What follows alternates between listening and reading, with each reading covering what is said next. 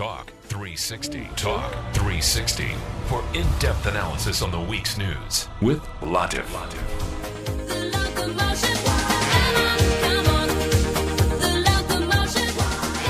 Kylie Minogue with the locomotion, 25 minutes after 4 o'clock. Good afternoon, and how are you doing? This is Eric Latiff, just in time for Talk 360. We apologize for starting a bit late.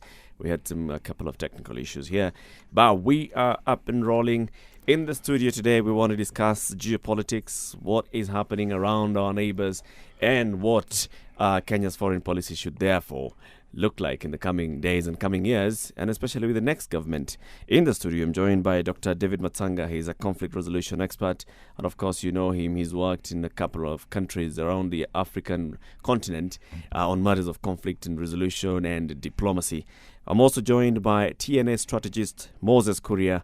He has been working with political parties and shaping their strategy, and of course, he's therefore here to give us what should happen in the next government, Kenya's next government. Of course, he hopes that it's going to be a TNA government. You are going to determine that as a voter. But Moses Kuria is here to tell us what we should expect. Let's start with the biggest one, which is what's happening, what's unfolding in the DRC.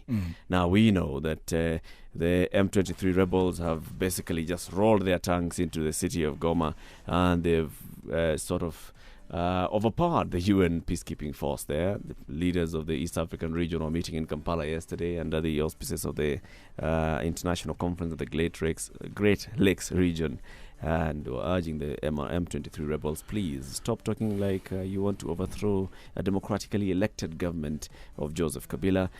We also know that there is a couple of reports, UN reports, that are sanctioning and citing Uganda and Rwanda of suspected involvement in what's happening in the DRC. This is not looking so good for a country that is so rich, Dr. Matsanga. Yes. Thank you very much, listeners. I think the basis, first point I want to make very clear is that the government of Democratic Republic of Congo does not have the capacity to resolve this conflict. Why? People have reneged on agreements that were made.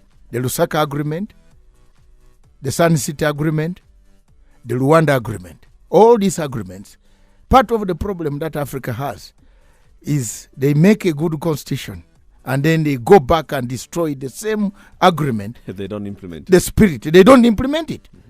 We all blanked into a straight fight, picking Bemba, take Bemba to the ICC on trumped-up charges. Pick Thomas Lubanga, take him for charges on trumped-up charges on ICC. Pick Thomas Bosco Ntaganda. But look at this double standard, and I want listeners to hear this. Laurent Kunda is a free man.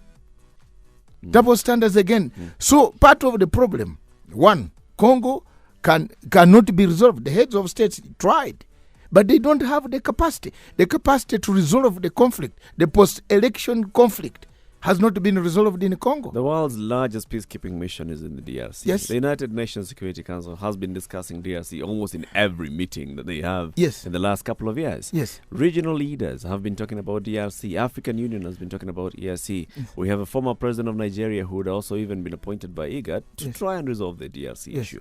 When you say that there is no... let's say Joseph Kabila's government, of course, is under siege. It doesn't have the capacity. Why don't the neighbors have the capacity? The African Union, the international community. There is this blame game of blaming Uganda and Rwanda. I want to categorically say I've read the UN report. This report is completely shallow, hollow. It does not suggest what should be done. It has only blamed Rwanda and Uganda. And yet, there's one thing that I want you to know and know very well from here, listeners, that the companies that are mining, the mining companies that are fighting over the rights of the Eastern Democratic Republic of Congo are American companies, are European companies, French companies are fighting for rights, and they are the people funding the rebels, not these two countries. If you look at that report, the report does not actually tell us where do we go from here.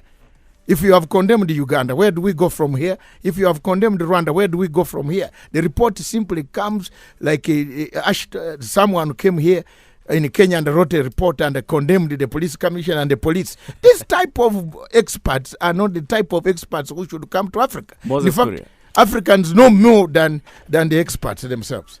You know, if you are somebody sitting in Rwanda or within Rwandan government, and you are accused of funding M23 in the Eastern DRC, then you look back at 18 years ago. Your own genocide. You look at the genocide and you look at the Interahamwe, where they came from. I would say, thank you very much, but go to hell. I'm going to defend, the territory of Rwanda and Uganda by extension. And that's a pretension that we're having from the West. You look at from the time of Roro Kabila, the father of Joseph Kabila. And I think Rwanda has been trying, DRC has been trying in so many ways to come to terms with complexities. One, a lot of foreign interest because of the mining. Two, you remember that sort of Pan-African war that was there with Angola was there, Zimbabwe was there, Namibia was there. By the way, let's look at what happened to Zimbabwe.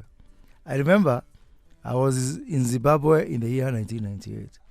By that time, one Zim dollar was 8 Kenyan shillings. Mm-hmm. Then they went into war. And then the West decided to punish them. Yes. And I remember going back to Zimbabwe again after like 6 months. And one Zim dollar was 16 Kenyan shillings. That is half of the currency lost its value. Now today, I hear that you need to go and buy a car. Yes. You need to hire a truck to carry the money. Yes. Yeah. to buy your own car. Yes. And so Zimbabwe's problems can be directly related to Congo. Yes.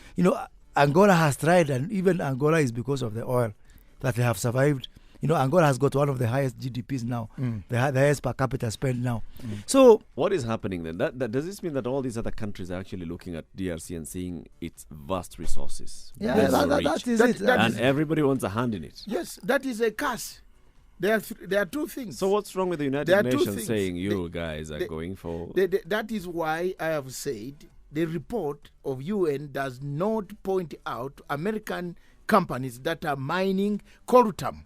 There are airfields in west-eastern Congo where planes are taking out coltan, which is the manufacture of telephones. Yes. These planes are going. America has a satellite that sees these planes. Why can't they say, stop, where are you going? What are you carrying? So when you come and label on Uganda or Rwanda, it's shallow.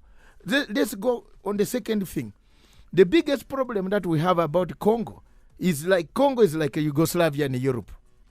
I don't want to suggest for you what you should think about as listeners and Latiff. Yugoslavia was one of the countries that was balkanized in Europe. But when Yugoslavia was, problems were creeping in Yugoslavia until Yugoslavia went to pieces. And we have Albania, Kosovo, Bosnia-Herzegovina, Macedonia, and all these countries. Europe is stable. Yeah. Look at Congo. The north of Congo does not know the south of Congo. Let's be very honest. The east of Congo does not know the west of Congo. And now, what is happening that a soldier in Kisangani picks $200, a soldier in Kinshasa paid $1,600. People have not looked at the agreement of Lusaka, the agreement of Sun City, the agreement of Rwanda, which said soldiers must be integrated. That's why you find Thomas Rubanga in the ICC. That's why you find Bosco Ntaganda, a warrant of arrest. And Laurent Kunda. And Laurent Kunda is somewhere sitting in a safe house because the Americans used him and they have left him somewhere in Rwanda. Look, Congo is cursed. It's cursed with the minerals it has had. From the time of the beginning of the 1960s, Patrice Lumumba died. Nobody has told us where he went. Who killed him? It's still the Americans. They have a problem. They have a hand in it. And I'm not, as Africans, as African leaders gathered in Kampala, I have been very point blank. I wrote my document, it was circulated.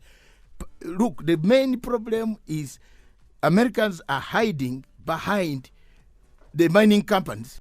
Talk 360. Talk 360. for in-depth analysis on the week's news with Latiff.